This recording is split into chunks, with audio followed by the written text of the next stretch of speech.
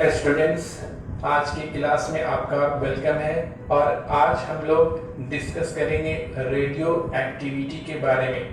Radio activity का सबसे पहले खोज 1896 में साइंटिस्ट बैकरेल के द्वारा किया गया था।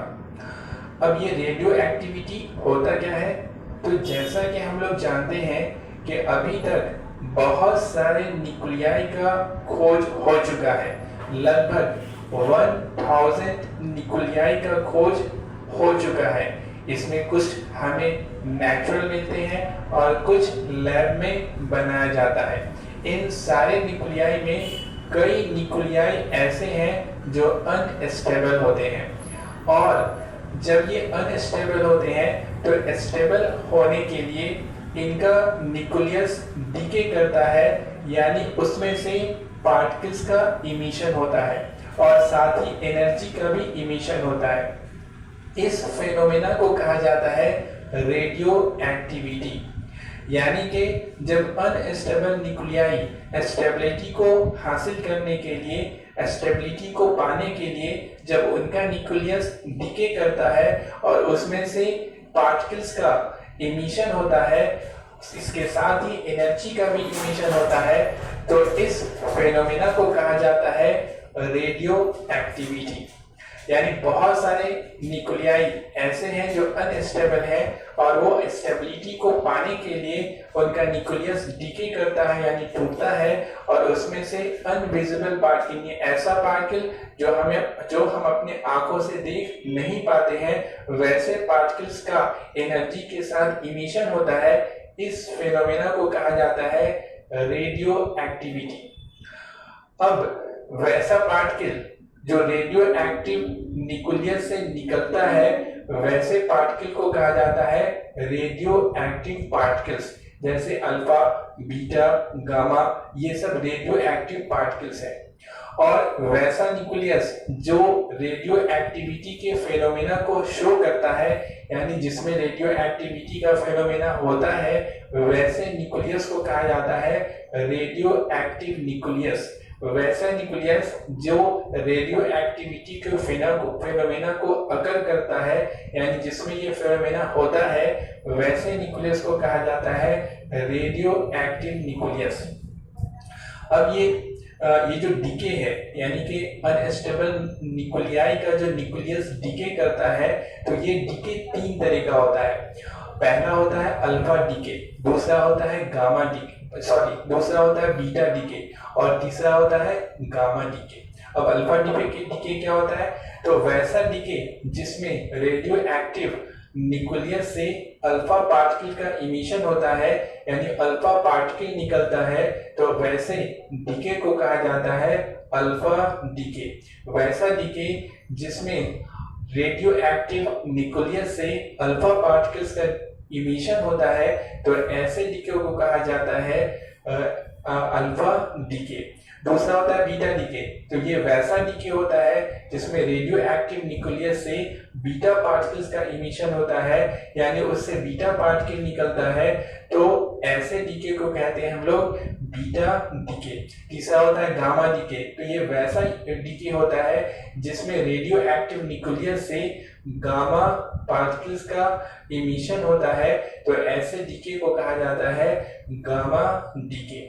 अब बहुत सारा रेडियो एक्टिव न्यूक्लियाई है, जैसे कि एग्जाम्पल में है यूरेनियम, उसी तरह से रेडियम, इसी तरह से thorium.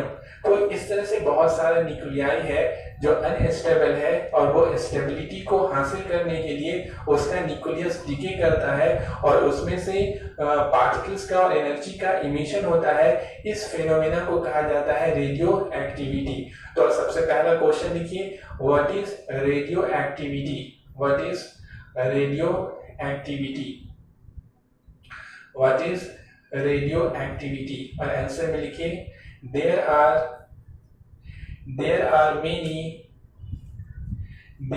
many unstable nuclei. There are many unstable nuclei whose nucleus decay itself whose nucleus decay itself and invisible particles are emitted and invisible particles are emitted by it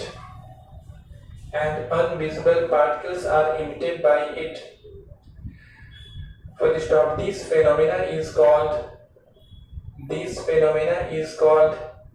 radioactivity.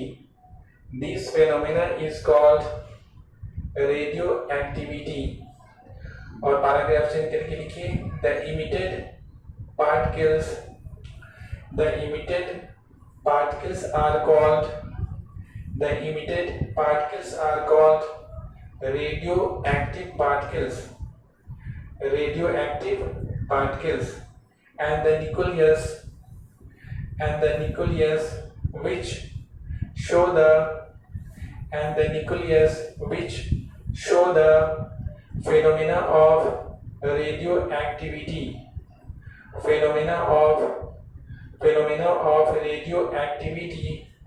is called radioactive nucleus.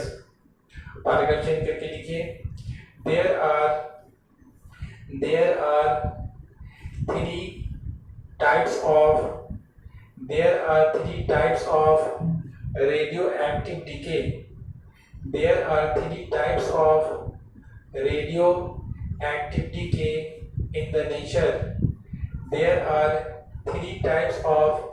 radioactive decay.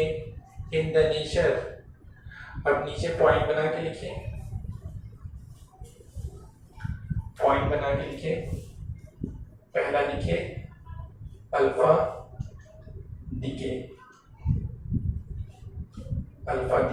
दूसरा लिखिए beta decay और तीसरा लिखिए gamma DK. 3 तरह का DK होता है, यानी न्यूक्लियस 3 तरह से टूटता है और उसमें से जो अलग अलग पार्टिकल्स निकलता है उसके बेसिस पर ये डिवीजन है। तो अल्फा डीके, बीटा डीके और गामा डीके। अब इसके बाद लिखिए क्वेश्चन बना लीजिए what is alpha decay.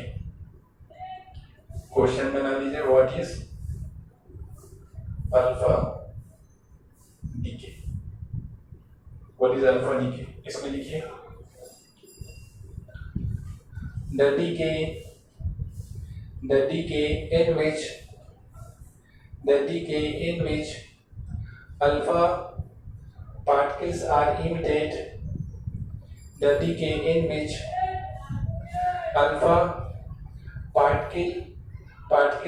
emitted from the radioactive nucleus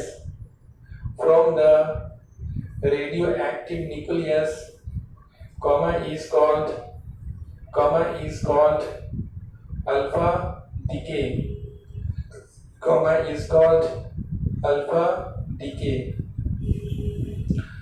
उसके बाद लिखिए the alpha particle is also called helium nucleus.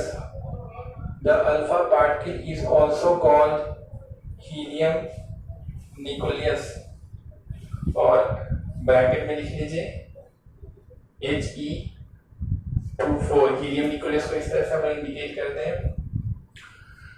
अब देखिए अल्फा डीके क्या होता है, वैसा डीके होता है जिसमें रेडियो एक्टिव न्यूक्लियस है, जैसे रेडियम हो गया, यूरेनियम हो गया।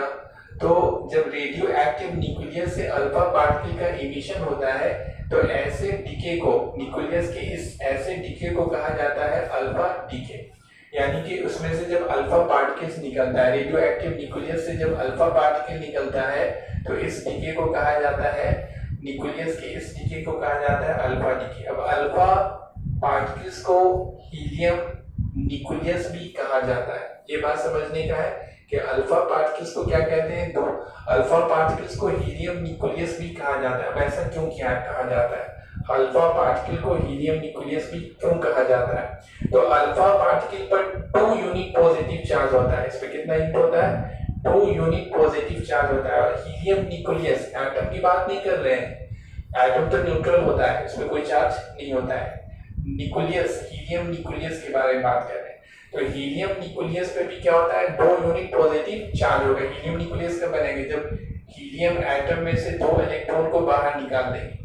जब हीलियम एटम में से 2 इलेक्ट्रॉन को बाहर निकाल देंगे तो वो उस पर भी चार्ज आ जाएगा, कितना? +2 चार्ज आ जाएगा, और वो सिर्फ उसका न्यूक्लियस बचेगा। तो यहाँ पर क्या होता है कि अल्फा पार्टिकल्स पर 2 यूनिट पॉजिटिव चार्ज होता है और हीलियम न्यूक्लियस पे भी 2 यूनिट पॉजिटिव चार्ज होता है। और अल्फा पार्टिकल का जितना मास होता है उतना ही हीलियम न्यूक्लियस का मास होता है। इसलिए हम लोग अल्फा पार्टिकल को हीलियम न्यूक्लियस भी कहते हैं। इसको याद रखना है, ऑब्जेक्टिव में भी क्वेश्चन आता है। तो अल्फा पार्टिकल्स को क्या कहते हैं? अल्फा पार्टिकल को हीलियम न्यूक्लियस भी कहा जाता है। अब एग्जांपल इसका दे रहे हैं, हीलियम अल्फा डी का एग्जांपल। तो एग्जांपल में लिख लीजिए,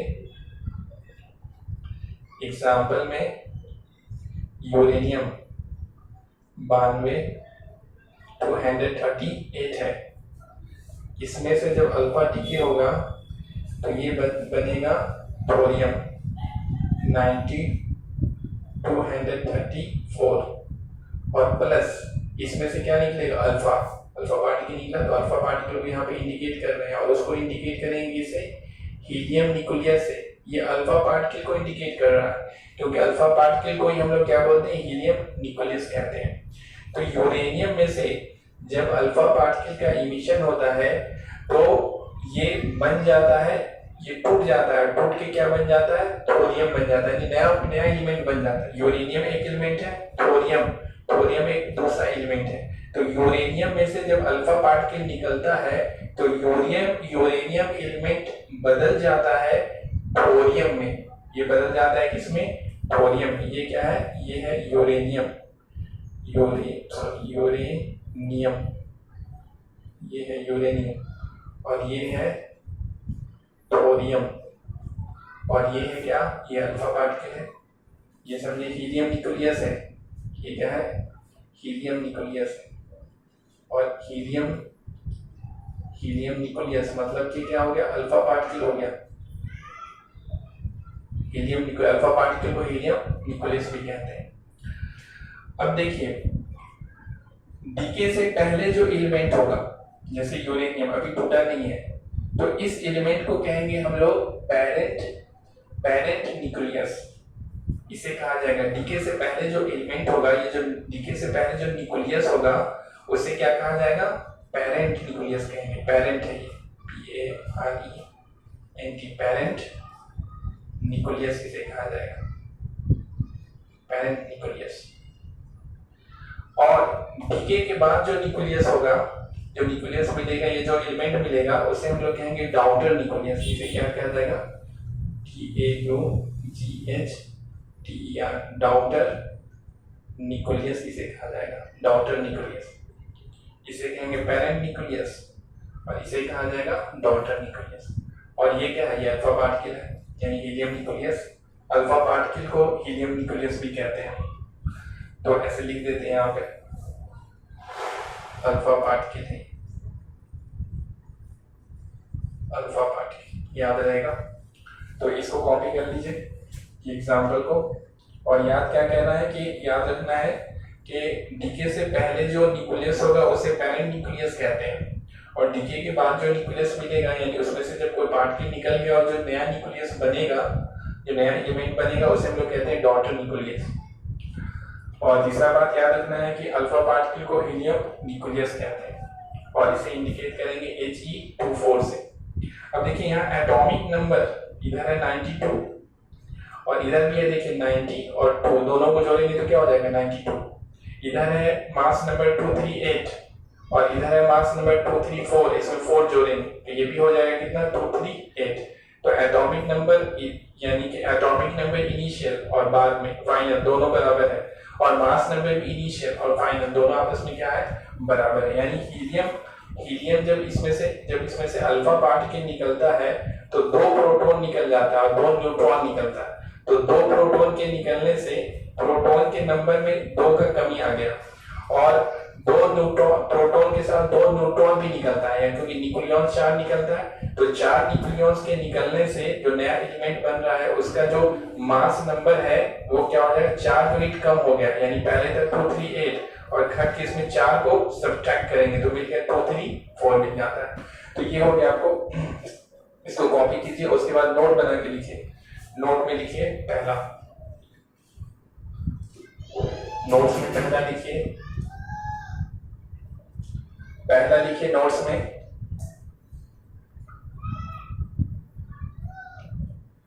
the nucleus before the decay, the nucleus before the decay is called parent nucleus. The nucleus before the decay is called parent nucleus, and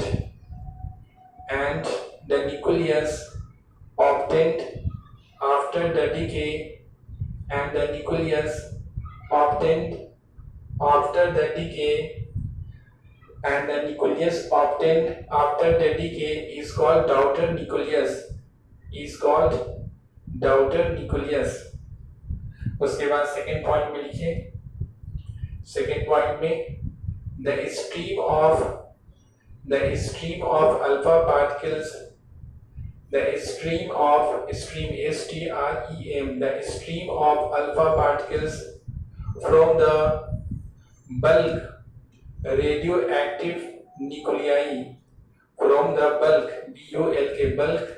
radioactive nuclei is called